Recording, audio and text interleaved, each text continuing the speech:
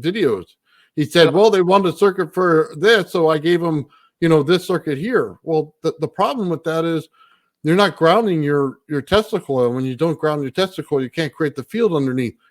That causes a whole problem because you're in a Slayer exciter. 90% of people do not ground a Slayer exciter. You know what I mean? Because they don't know that they can. And when they do, they tend to blow them up. Dude, running a Slayer exciter without a ground is kind of insane. Well, dude, they do it all the time. You haven't seen these videos everywhere? No, I've watched too many of them, honestly. It's a bit of a heartbreak. I just stopped. I don't want to lose faith in humanity because I think that there are smart people out there and that they're plenty. And I want to believe and continue to believe that the world is intelligent. But when I watch some of these videos, I lose a little bit of faith in humanity, and I try to avoid doing things that assist in that overall process of losing faith. So I'm sorry to say it that way, but yeah, I don't watch a lot of those things because there's enough stupidity out there as it is. I mean, good God, do we really need to push it farther? Well, see, now if they learned their lesson by what Alexei actually did by putting that wire down that Tesla coil, they'll start to understand how Wardenclyffe putting the pole down there goes down to the water underneath into the water table and why you want to put it in there. So you want to look for Tesla's third type of energy. So when he went to a trip, I believe it was in France, he put his equipment in there and he lit up like a light bulb, right? All kinds of like purplish blue color all over his body. Yeah. Well, that same effect comes from your Tesla coil when you put the wire down the center of it. You create that cold electricity, which is actually what made him glow that day. That's the same effect that happens in the neon in my coil all the time. Yeah, that new transistor, it shows up every time I turn it on. It's crazy. So if we use that type of technology like Gerald's doing, like the Tesla coil's doing, now you start to understand where he was going with it and why energy can be transferred huge distances through the ground, not through the air. The air is explosion. We don't want that. We want it through the ground. We want implosion. So that's how you have to connect it and understand it. And until we get to that point where we can saturate the ground right there, I mean, I don't know a better way to tell you guys, but we're not going to achieve what we want. Yeah, so in my experiments, when I created a very high oscillating electric field, which technically is producing longitudinal waves, and I placed my hand very close to the emitter of that electric field, I felt a significant heat. The emitter itself did not get hot, and neither did my hand, but I perceived the sensation of heat. Right. Well, that's... Mike, gravity fire in the center is 20 degrees cooler than ambient air, but the outside will burn your finger. Yeah, I did an experiment with heat, though. Sorry to interrupt, Gerald, but it reminds me of the heat I'd feel with this thing when it was fully intact at the bottom. Like it heats up your hands so quick. It's so weird. Yeah, I remember that one. That was a really, in fact, Bernie, I don't think you ever told. No, I did rip it apart for you. That's why it doesn't work. No, you told me. You told me. I don't think you ever told me. Oh, by all means, explain. Oh, it's actually, I can feel it heating up right now, even in my hand, still like this. Wild. And that's torn apart. So originally, Nathan, what you're looking at there is, and I'll kind of prep his story with a intro. He had this thing perfectly covered in foil. Okay. It was built on a base idea that geometry could somehow harness energy, and it produced a heat in his hand that was so hot. Still is right now. Originally covered, right? That that you couldn't hold it when it was fully coated, right? And you had handed it to several other people that visited you, and they also couldn't hold it. So tell us a little bit about what this thing is, and what your idea. It's literally about why it just might be doing this copper wire, I think 14 gauge maybe, and aluminum foil, built off of a tetrahedron, those 3D printed, And yeah, it's like, wow, my fingers right now are even like getting all like tingly and stuff from holding it, and the palm is still heating up, right? It's quite a sensation. But yes, you're correct that several people friends of mine that came into my house, I would let them hold it, and like most of them would end up dropping it and be like, what the heck? And like I would make sure not to like allude that it was going to be hot or heat up, just to get like an original reaction and make sure that like I wasn't imprinting the idea on them or anything like that. And the one anomaly was anyone that had been drinking alcohol would like just be completely numb to the effect and like not notice anything at all. And it's like, it was very strange that way. Very, very interesting. That's cool. I like that. So basically, is it just wire on the inside and then you put all the foil over top of it, and it's produced from the field? 2 layers of copper wire woven in triangle manner, and then aluminum foil on top of it twice. I must try that. I recommend it. But I connected all of the triangles like back up to the top, so it's like they're all wired to like one corner. So do you think the energy is pulling through your hand from the ground? Possibly. It's like some sort of antenna. And yeah, they say pyramids pull water from the ground, so that's why I'm asking. Well, one easy way to find out is, be holding it in your hand, and it's the left grab hand. hold of a water pipe. Another crucial part is it's the left hand that you feel it in. The right hand, it's not nearly as much. It's it's peculiar that way as well. Very, very peculiar. Just to throw one more oddity and wild claim in there. I'm going to try it. Please definitely got to try that. Triangle and another triangle inside of it, or just... Yes, it's a tetrahedron, triangles within triangles within triangles. And the crazy thing is like on Periscope channel maybe or something like that, it's like some old Navy 50s movie of how to make a crazy antenna, and it's like it was the exact same like thing out of copper, and it was weird. I saw it afterwards. But yeah, that's the story of the copper aluminum pyramids. Cool. Yeah, you should send us the dimensions and the file for your 3D print. My friend Isaac has that. I will have to get a hold of him. Shout out Isaac if you're watching. Right on. Gerald, you there? If you're trying to speak, you're muted. Yeah, I just came back from the bathroom. Sorry. Oh, perfect. You were talking about your coil and what you were producing out of it? Oh, the cold. Yeah, I did an experiment with aluminum plate underneath, and I grabbed it at the wrong moment, and it felt like I got a shock, but I got so cold that I had the shivers for an hour.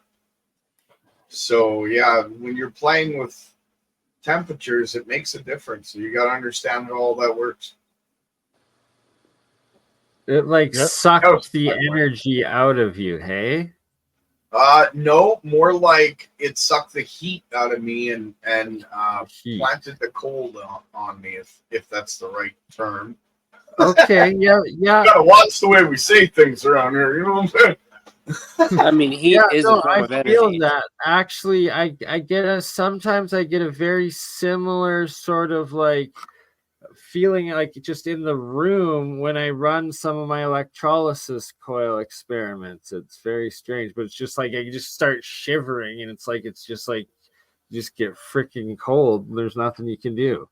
When I get shocked, it's a rule in my house that I gotta go up, tell my wife, right? Because if I have a heart attack, if something happens, and I got shocked and went and told her, and I'm shaking. She had to put a blanket on me, and it was insane because it was like 28 degrees outside Celsius.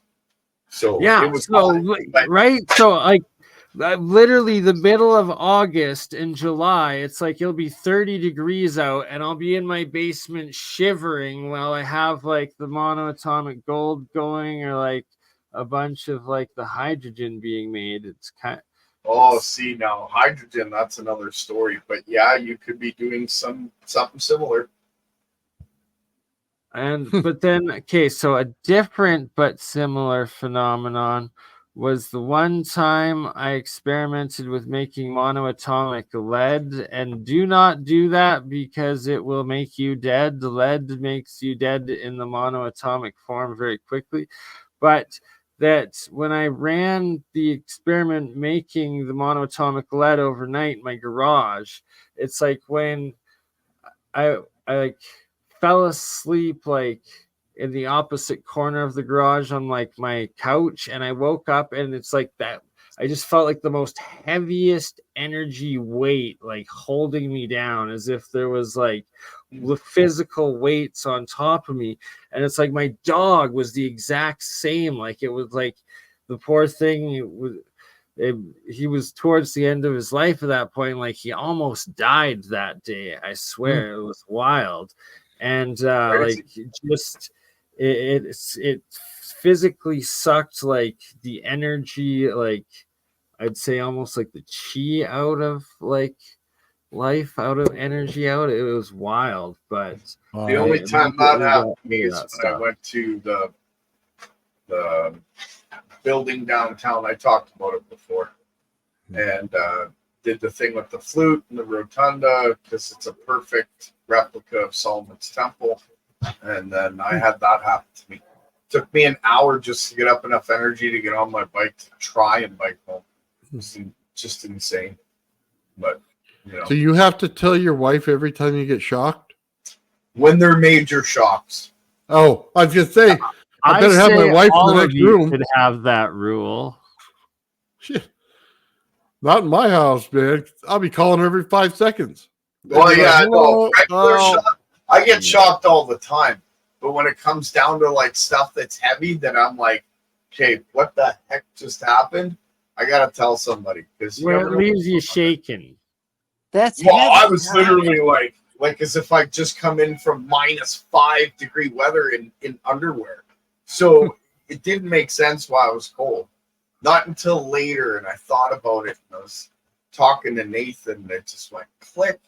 Oh yeah, right. It's the same as putting a lighter inside my coil when it's running and the voltage goes up. It's just playing with temperature, right? It's all it is. Except that was the one that was the temperature. Does your voltage go up or your amperage go up? You could say a bit of both, but it shows up as voltage on the meter. It's interesting. Yeah, I'm going to show that on video. That's the other video I had to do. I got a couple logged I haven't shown or put up yet. So I'm going to write that down so I don't forget, because I will. I feel you. It's never ending like list of work and projects. That's why I have so many notes. That's why I do the scientific method, because otherwise I would have forgot the last experiment I did at 11 o'clock this morning. I just do so many, right? So it's like, you got to write this stuff down. Well, look at how cold energy is done. So when you get a cold energy circuit, right, you have to take a light, and it can't just be an LED or something like that. It has to be a light with those little fuse-like things in it, those little filaments, okay, like a car light bulb or something. And basically what happens is it'll suck energy over to it. So there's a path of least resistance. It stays on the hot side. But this cold side, you put it in, and it'll pull the energy towards it into there. So if you got that kind of effect going on there, you're going to be pulling cold energy into it. So whatever system you got running that's cold, you're getting it pulled into you. Kind of an interesting, it's an interesting way to look at it if you actually look at how the circuit's built. Yeah. So another interesting phenomenon I experience every time like I accidentally touch a bunch of like the monoatomics or even like the diatomics, like the oxides or whatever, which you should never do because you get heavy metal poisoning because it's nanomaterial and instantly absorbs through your skin and through your cells. And because it does that, then you have all of this crazy charged metal material in your fingertips. And it's like, I literally, every time that happens, it's like the wildest, as if I've been like charging my feet on like a carpet and like pillow and like whatever, like just a giant static charge every time I touch metal after doing that. And it's like, it's wild. It's, I don't know. I don't recommend it. But I can't. When I did my lighter experiment, I can't hook the lighter to the coil because if I do, everything I touch in the room gives me a shock. There's a way of hooking it to the casing of the lighter, and it literally shoots electrons out like there's no tomorrow. Like, shoots it's electrons out like the cold electric video we showed the other day. Is it like a pew pew pew pew thing? You know what? I didn't see that one, and I actually missed that live and everything. That was Friday night, wasn't it?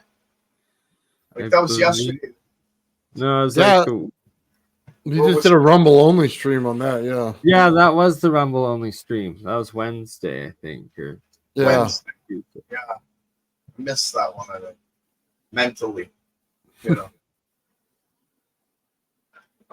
I missed the thing with water that you showed. I wanted to look at that. Because I actually have an experiment on my desk. I'm just getting ready to. What was going on with the water? Which video was it? Bernie, was that your video that was there was a light bulb? I'll bring it up. So yeah, the one that we were playing, and it's also the one Oh, that yeah, has yeah. the same effect. Yeah. Okay. That I remember. That might have been the video that Jeremiah, actually. I wanted you to see this. Oh well. There's an old YouTuber out there by the name of Mr. Angus Wangus. And he uses Tesla's hairpin circuit. I know. He makes fun of it himself. Okay, but Mr. Angus Wangus, okay? And he uses the hairpin circuit, and he's got the light bulb light, and he's got his fingers in the bowl of water, you know, with the spark gap. Oh. Electricity, right? So Angus Wangus, huh? Mr. Angus Wangus. I know it's still on YouTube. I looked at it last month. So you talked about circle jerks and Angus Wangus, huh?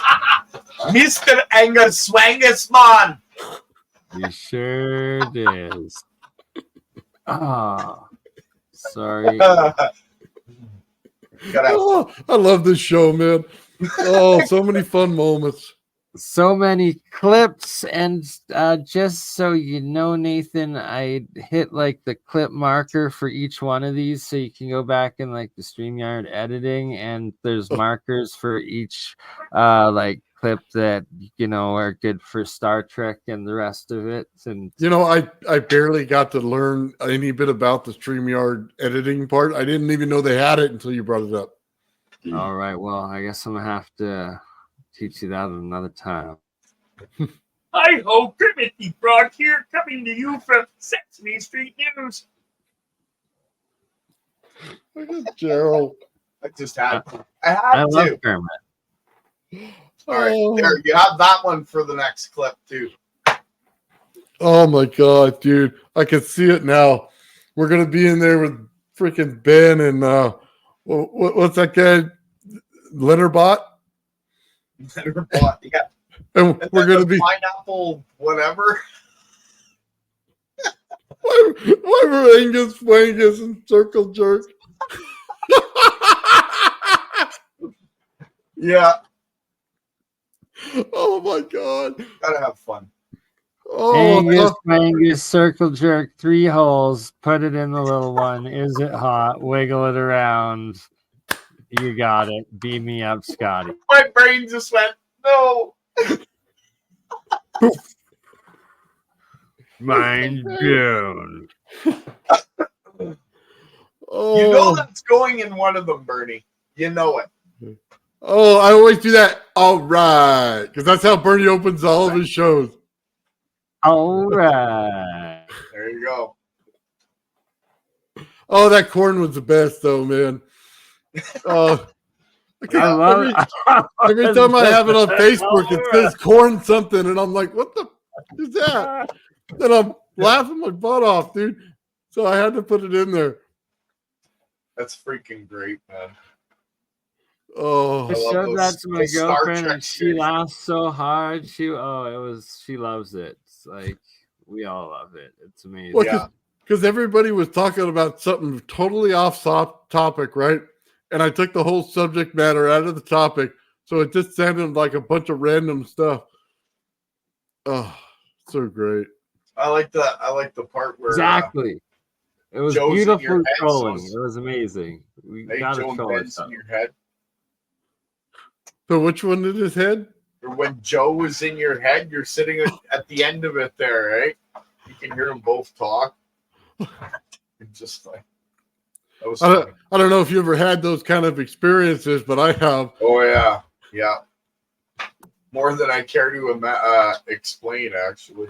I just gotta tell myself it's not real. It's not real. It's gonna go away. It'll be all right later. Yeah.